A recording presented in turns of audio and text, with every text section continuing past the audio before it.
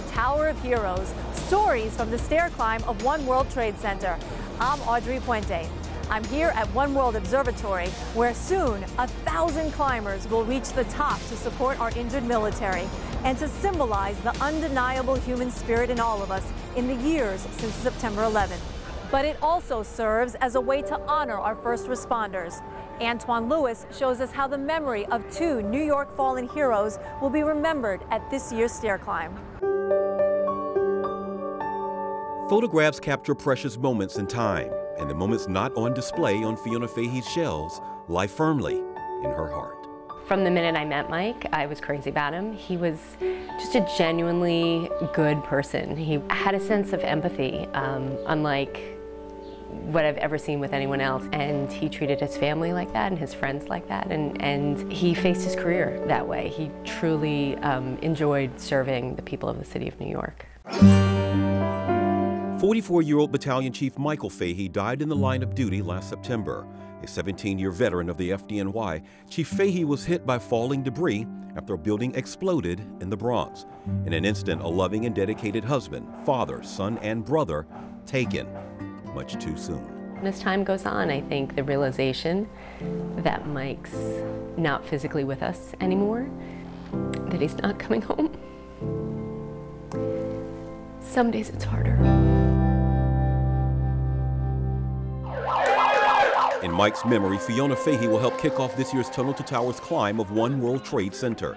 In fact, she and Mike watched a documentary on the Stephen Siller Foundation just 1 week before his passing. And by the end, I was in tears, and Mike was obviously quite moved. And he had been saying for a while that he wanted a family service project, and by the end he said, okay, this is it. So he said, that's it, you know, let's get on this, we're doing this. And he kind of gave me this look like, I'm not kidding around, you know, we're really doing this. But Fahey's duties on June 4th she'll share with this lady, Patty Ann McDonald. And if you don't know Patty, chances are you know her husband, NYPD Detective Stephen McDonald, who touched lives globally with his courage, his spirit, oh and yes, his smile. Stephen smiled more than he didn't, even with everything that he went through every day. What he went through started in July of 1986. Stephen McDonald was shot 3 times while on patrol in Central Park. His shooter, a 15-year-old boy. The shooting would leave him paralyzed from the neck down. McDonald, just 29 years old at the time. Patty Ann, 3 months pregnant with their son, Connor. However, McDonald became an international face of dignity and strength when he publicly forgave his assailant and befriended both his attacker and his attacker's family. A true American hero, Detective McDonald passed away in January. There's just a big void. But I have to say that, again, going back, I'm very blessed, and I know that we had 30 beautiful years together, and I have to hold on to that and remember that to get through the difficult days. And the minute Patty Ann was asked to be a part of this year's climb, she didn't think twice. Stephen's story of forgiveness, faith, and hope is something that is an important message, and Connor and I feel very strongly about continuing and keeping that message alive for Stephen, for his memory. But the tower climb and the McDonald and Fahey families are further linked in a way no one realized until Fiona called the Siller Foundation to accept their invitation. I started asking him, well, do I really have to do the whole thing? How many floors is it? And he said it's 104, and that was Mike's battalion badge number. It was 104. It was also Stephen McDonald's badge number. What was your reaction when you found out about the 104? Mine was like a God incident. Stephen and I would always use God incidents. This wasn't coincidence, it was God incidents. And for 2 families still coming to terms with the phrase ultimate sacrifice, teaming up with the Siller Foundation helps with the process. What he did for the city by turning around and running in and saving people, what the Siller family's been doing by saving people, that have been put into situations that have been very traumatic has been beautiful. I think we're just really committed to keeping Mike in our life as much as we possibly can. And knowing that this was something that was really important to him, it's another way of keeping him in our life.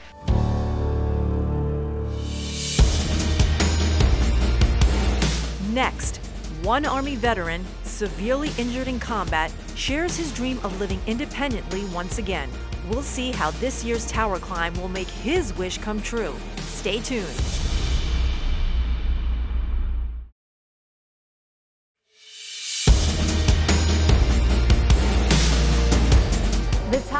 climb of One World Trade Center may be a test of endurance, but it also allows us to help our injured veterans.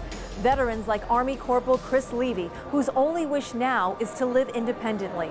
Teresa Priolo shows us how his dream is coming true. 29-year-old Christopher LEVI was a soldier in the Army's Infantry Division when tragedy struck. It was 2008, east of Baghdad, Sadr City, the event he now refers to as... I just say I got blown up.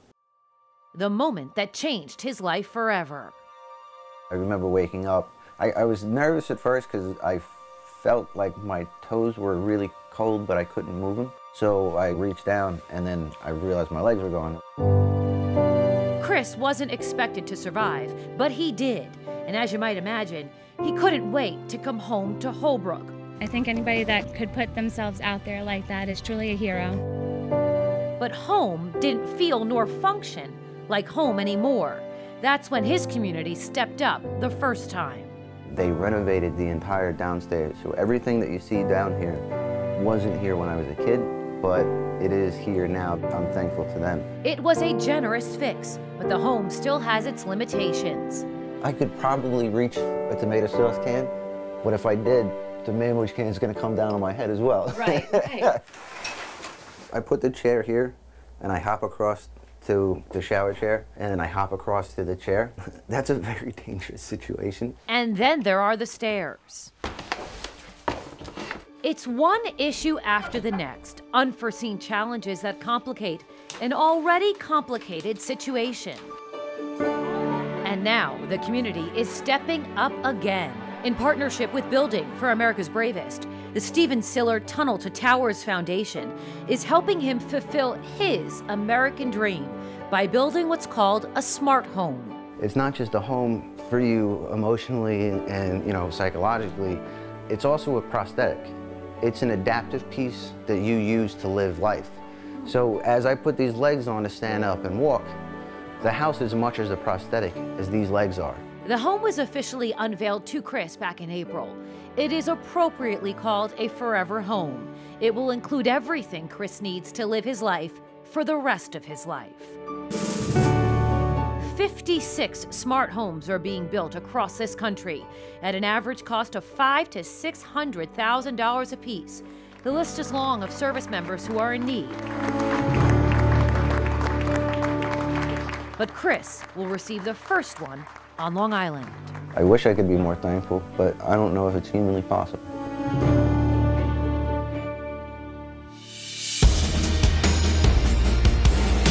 Coming up, the Tony Award-nominated musical that tells the inspirational story about a small community in Canada and their big heart in the days following September 11th.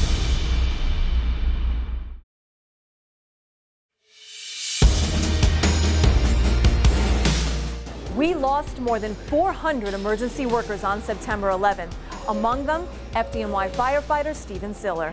Now, the foundation bearing his name is honoring all of their memories to help the families of today's fallen first responders. There are so many stories of people who stepped up and were saving people's lives. And we wanted to make sure from that day forward that we wanted to honor my brother Stephen in a way that's real, that we take action and we do something positive and lasting.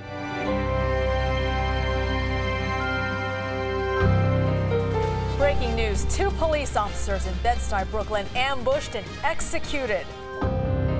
The unthinkable shooting of NYPD officers Wen-Jen Liu and Rafael Ramos shook the city and the nation to its core. It was a dark and sad time that would eventually bring a community together and inspire the siblings of fallen FDNY firefighter Stephen Siller to help another family in mourning. When we saw what happened to Detective Liu Ramos, and Detective Liu's dad had mentioned something about his mortgage and was concerned with it right away, we knew it was the right thing to do.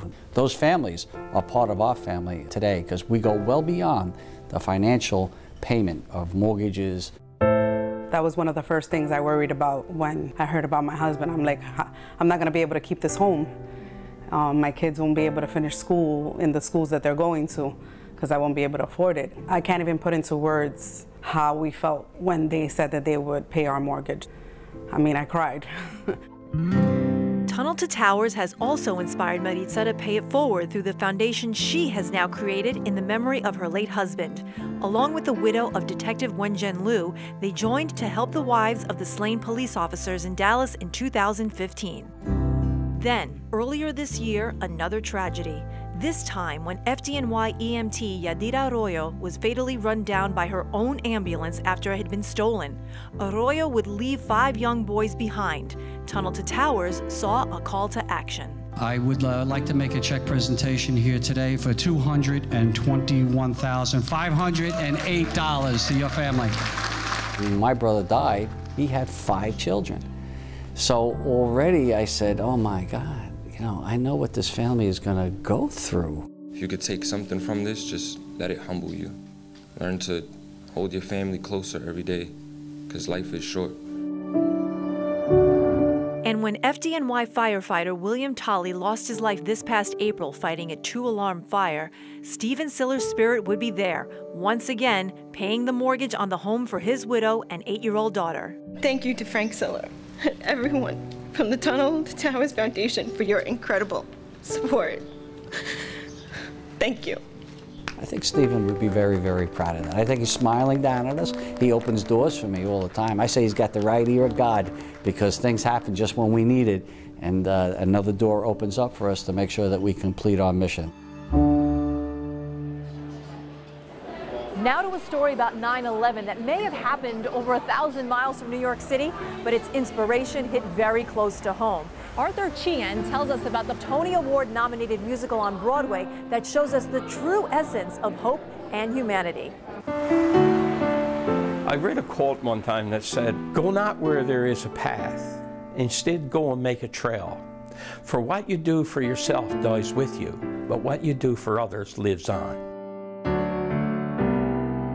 The quote is poetic, but for the mayor and people of Gander, Newfoundland, it's more than a quote, it's a mantra, a reflection of what makes their small community in a Canadian province something for all of us to admire. On September 11th, 2001, when airspace across the U.S. was shut down following the attacks, Gander's small airport would take in international flight after international flight. 38 planes carrying 7,000 passengers and dozens of animals would be forced to land there, essentially doubling the population of the town. We went to the greatest resource that we have is our people, and they came out and they offered their homes. We filled up every church, every school, everything we could think of. What we saw was 7,000 frightened people, and they needed love, and they needed compassion, and they needed a shoulder to cry on. We're very grateful, in fact, for how we've been treated and received by Canada. It's really been very, very, very impressive, and I know everyone feels the same way. In the aftermath of 9/11, the story of Gander resonated back here at home, especially for writers IRENE SANKOFF and David Hind, who were in New York when the towers were hit. On the 10th anniversary of the attacks, both would travel to Newfoundland to interview countless Gander residents and the involuntary guests they host to uncover a story of humanity and kindness. What we were interested in wasn't telling a 9/11 story. We wanted to tell a story about how this little community responded. It's rare that you hear about things that are shockingly positive or shockingly good. But where and how could they tell this shockingly positive story for its message to have a profound impact? Right here in New York as a musical, and in all places on the Great White Way.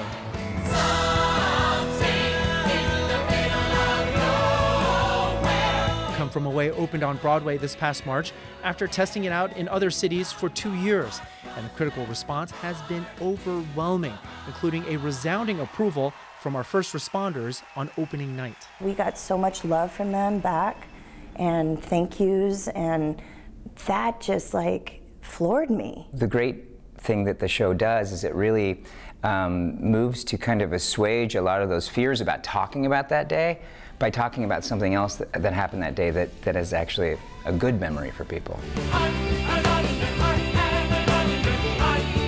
The first musical ever about 9/11 has now been nominated for 7 Tony Awards, and as New York expressed its gratitude to the people of Gander with the donation of a piece of steel from the World Trade Center, the creators and cast of Come From Away are equally grateful for the gentle souls of that small Canadian town with a big heart. With this project, I just keep on thinking back to the people of Gander, really, and how exciting it must be for them. They're humble people. We're parents. They've inspired us to teach our daughter that there's goodness in the world and there's goodness in response to these tragedies, and it's worth focusing on them. Long after I'm gone, this story will be told throughout the world in years to come.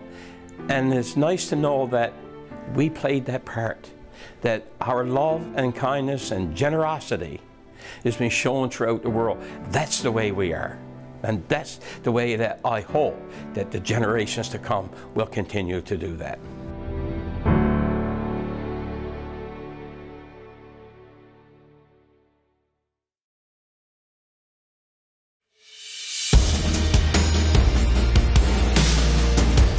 As climbers get ready to make the journey here to the top of One World Observatory for the 3rd annual tower climb, one team will be doing it with a heavy heart as they remember the colleagues they lost on September 11th. Jennifer Lammers has their story. FDNY, NYPD, Port Authority. When we think of the first responders who ran into the towers that day on September 11th to save other people's lives, one group doesn't always come to mind. Their story is undertold, but their sacrifice was and is just as profound. They are New York City's court officers. When they bought the anchors for him and his 2 sons, they made a pact that they would always wear it. And Harry was wearing it that day, and we were happy that it was recovered as well. Chief Joseph BACCELLIERI went left instead of right. That's the only explanation he can offer for why he's still here, and his friend and colleague, Captain William Harry Thompson, is not. We heard the first plane crash into the tower, and somebody came running in and said that a plane just struck one of the World Trade Center towers. On the morning of September 11th, BACCELLIERI was training court officers on William Street, just a couple of blocks away from the towers. He was part of the initial wave of first responders to Ground Zero. We actually got there so fast. We got there before the fire department. We got there before the New York City Police Department. When we got inside, there was jet fuel cascading down the steps, and we made the conscious decision that we were going to do floor-by-floor searches. And then we made it up to the 51st floor, and then the building started to shake violently. And it was at that point we decided we better descend. And we found out when we got back down into the lobby that the South Tower had collapsed. And then we just got out of the North Tower when it too collapsed. I couldn't see anyone, I was choking, I couldn't breathe, I kept screaming for my guys, where were they? BACCELLIERI and 2 other court officers barely escaped. Their 3 comrades, however, were trapped helping others escape as the towers fell. Officer Thomas Juergens, 26, Senior Officer Mitchell Wallace, 34, and Captain William Harry Thompson, 51. Juergens was among scores of officers who left the courthouses and rushed to Lower Manhattan aboard jury buses to help with search and rescue.